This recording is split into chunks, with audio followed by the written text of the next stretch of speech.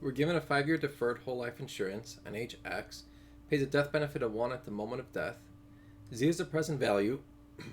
Force of mortality is 0.03. Delta is 0.06.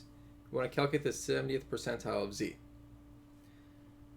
So this is a deferred life annuity, so that means that if the person dies within the first 5 years, they're not going to get anything.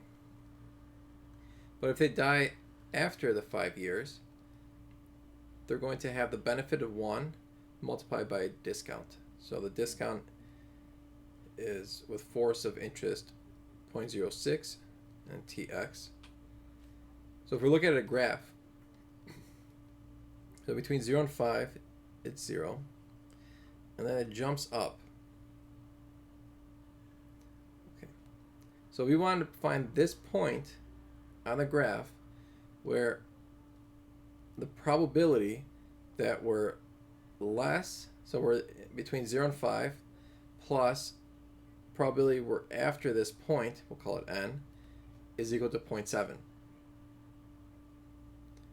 Okay, so in other words, I'm looking for this.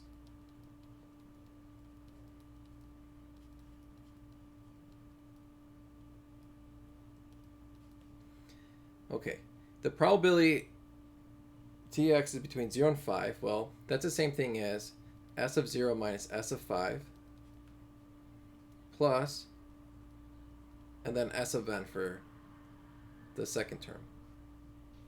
We want this to be 0.7. Okay, S of 0 means a probability of surviving age 0. Well, that's going to be 1, obviously.